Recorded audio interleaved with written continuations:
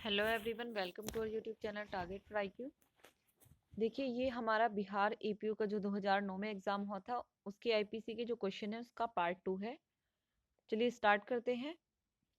Question number 1 देख लेते हैं। 118 से स्टार्ट है कि इंडियन पिनल कोड के अधीन कितने प्रकारों के दंड के बारे में प्रावधान किया गया है। कि जो इंडियन पिनल कोड है उसमें कितने प्रकार के पनिशमेंट, कितने तरह के पनिशमेंट दिए जाते हैं। तो कितने तरह के पनिशमेंट है भाई? 5।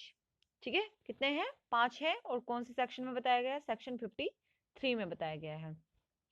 और चैप्टर कौन सा है? चैप्टर है हमारा 3। नेक्स्ट क्वेश्चन है कि पुरुष परिभाषित है कि पुरुष और स्त्री मतलब किसको? पुरुष और स्त्री को कहां पर परिभाषित किया गया है? तो ये परिभाषित किया गया है मैन और वुमेन को इंडियन पिनल कोड के सेक्शन 10 में। कहां पर किया गया है? सेक्शन 10 में किया गया है। नेक्स्ट क्वेश्चन है कि इंडियन पिनल कोड 1860 की धारा 1 संबंधित है। किससे संबंधित है? तो ये है संहिता के नाम से, उसके परिवर्तन के विस्तार से। आंसर होगा हमारा बी। नेक्स्ट क्वेश्चन है कि ए ने कंप्यूटर पर जाली इलेक्ट्रॉनिक दस्तावेज बनाकर उस दस्तावेज के आधार पर माल प्राप्त कर लिया। ए ने कौन सा अपराध कारित किया है? तो उसने क्या किया है? उसने भाई छल किया है। क्या किया है? छल किया है। नेक्स्ट है कि इंडियन पिनल कोड की धारा 21 के अनुसार निम्नलिखित में से कौन लोक सेवक है? तो कौन लोक सेवक होगा? संसद का सदस्य, राज्य विधायिका का सदस्य, मुख्यमंत्री व प्रधानमंत्री, इनमें से कोई नहीं। तो कौन है? मुख्यमंत्री और प्रधानमंत्री यहाँ पर लोक सेवक होंगे। निम्नलिखित में से किस प्रकरण में प्रीवी काउंसिल ने सामान्य आशय और समान आशय के मध्य अंतर स्थापित किया था? तो सामान्य आशय कहाँ पर, कॉमन इंटेंशन कहाँ पर है? सेक्शन 34 में डिफाइन है। और कौन किस केस में क्या था? तो ये क्या था भाई? महबूब शाह बनाम किंग एम्परर के केस में। आंसर होगा बी। नेक्स्ट क्वेश्चन है कि न्यायालय का एक ऑफिसर ए वाई को गिरफ्तार करने के लिए उस न्यायालय द्वारा आदिष्ट किए जाने पर और सम्यक जांच के पश्चात ये विश्वास करके कि जेड वाई है, जेड को गिरफ्तार कर लेता है ना। यहाँ पर ए किस किस अपराध के लिए दंडनीय होगा या किस सेक्शन के अनुसार उत्तरदायी नहीं होगा?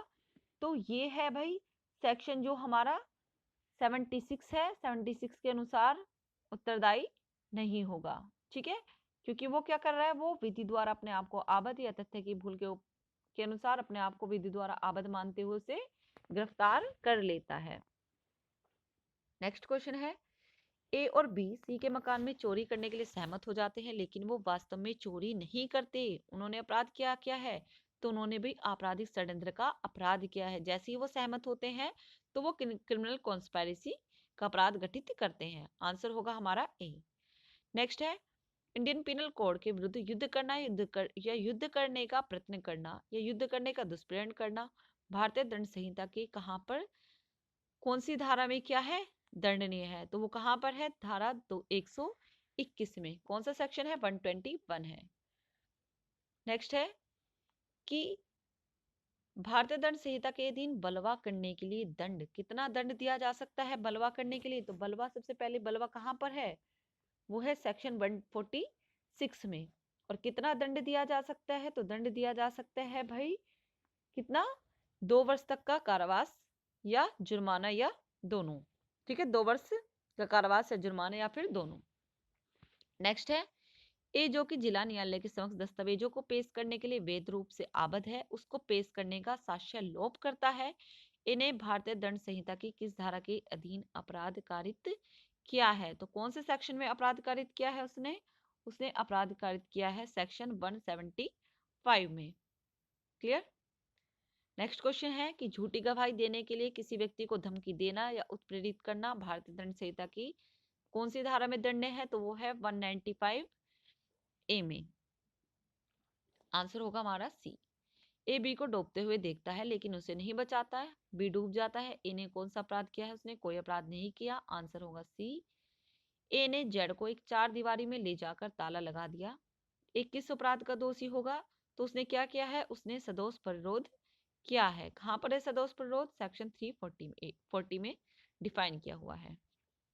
नेक्स्ट है ए एक हिंसक कुत्ते की मुखबंदनी इस आशय से यह संभाव्य जानते हुए खोलना आरंभ कर देता है कि उसके द्वारा बी को ये विश्वास हो जाएगा कि वह बी पर कुत्ते से आक्रमण कराने वाला है। ठीक है, उसमें क्या कर रहा है वो, उसने कौन सा अपराध किया है, यहाँ पर उसने हमले का अपराध किया है। कौन सा, हमला किया है।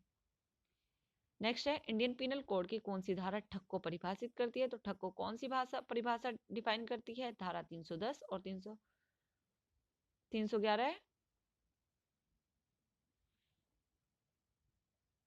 सॉरी।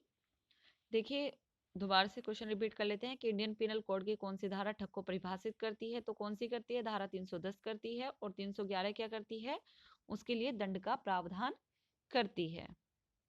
नेक्स्ट क्वेश्चन है कि इंडियन पिनल कोड की धारा 230 के अनुसार निम्नलिखित में से कौन सा एक भारतीय सिक्का है, तो कौन सा भारतीय सिक्का है, फर्रुखाबादी रुपये को भारतीय सिक्का माना जाता है। किसे, फर्रुखाबादी सिक्के रुपये को। नेक्स्ट है, गंभीर और अचानक प्रकोपन क्या है, क्वेश्चन ऑफ फैक्ट है, तथ्य का प्रश्न है। आंसर है हमारा ए, आपराधिक न्यायभंग के अधीन परिभाषित है। आपराधिक न्यायभंग को कहां पर डिफाइन किया गया है, सेक्शन 405 में। Answer B. नेक्स्ट है, यहाँ पर केस रिलेट करने हैं कि किससे कौन सा रिलेटेड है, तो विकर्षितता प्रतिरक्षा के रूप में ये है आर बनाम मैकनाल्टन का केस। फिर है सामान्य आशय, सामान्य आशय कौन सा है भाई, एम्परर बनाम वीरेंद्र कुमार घोष का। आवश्यकता, आर बनाम डडले एंड स्टीफन। गंभीर और अचानक प्रकोपन, राज्य बनाम के एम नानावती का केस है। तो हमारा आंसर कौन सा बनेगा, हमारा आंसर जो बनेगा वो होगा ए। नेक्स्ट है कि भारतीय दंड संहिता की कौन सी धारा बेईमानी से न्यायालय में मिथ्या दावा करने के लिए दंड का प्रावधान करती है, कि भाई क्या कर रहे हैं, बेईमानी से न्यायालय में मिथ्या दावा करने के लिए दंड का प्रावधान कर रहे हैं। तो कौन से सेक्शन है, सेक्शन है 209। आंसर सी, एक व्यक्ति द्वारा अपनी ही पत्नी से किया गया मैथुन बलात्कार है अगर पत्नी की उम्र कितनी होगी, पत्नी की उम्र 15 वर्ष से कम की होगी। आंसर होगा हमारा बी। अगर कंसेंट की बात आए कि कंसेंट सम्मति कहाँ पर दी जा सकती है, कितनी उम्र से कम की सम्मति नहीं मानी जाएगी, तो वो एज होगी, एज ऑफ कंसेंट 18 ईयर है। वो कब से बदला गया है, 2013 से। नेक्स्ट है, इंडियन पिनल कोड के अधीन चोरी के लिए दंड हो सकेगा, तो कितना हो सकेगा, 3 साल तक का दंड दिया जा सकेगा चोरी के लिए।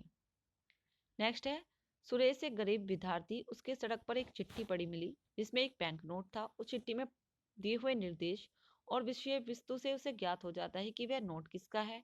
वह उस नोट का उपयोग कुछ पुस्तकें खरीदने के लिए कर लेता है। सुरेश ने कौन सा अपराध किया है, तो उसने आपराधिक क्या, दुर्नियोग, संपत्ति का बेईमानी से दुर्नियोग का अपराध किया है। सेक्शन क्वेश्चन नंबर 141 का आंसर होगा हमारा ए।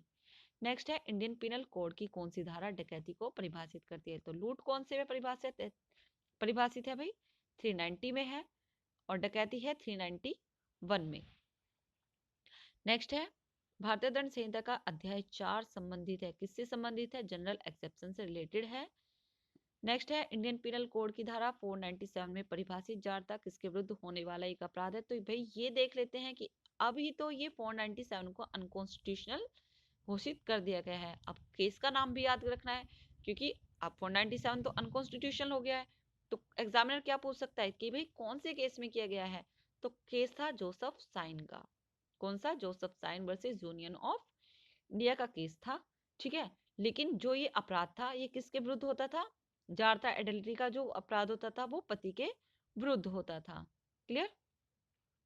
नेक्स्ट है, नीतीश ने एक प्रकाशित लेख में बिहार सरकार के विरुद्ध नफरत या मानहानि को फैलाया, उसे निम्नलिखित अपराध के लिए दंडित किया जा सकता है, तो कौन से अपराध के लिए उसे दंडित किया जा सकता है, उसे किया जा सकता है राजद्रोह फैलाने के लिए। आंसर होगा हमारा सी। नेक्स्ट है, सिविल वाद चलाने से प्रतिव्रत रहने के लिए प्रदीप को प्रेरित करने के प्रयोजन से प्रदीप के घर को जलाने की धमकी जयराम दे रहा है, तो जयराम ने कौन सा अपराध किया है, उसने किया है भाई आपराधिक अभित्रास।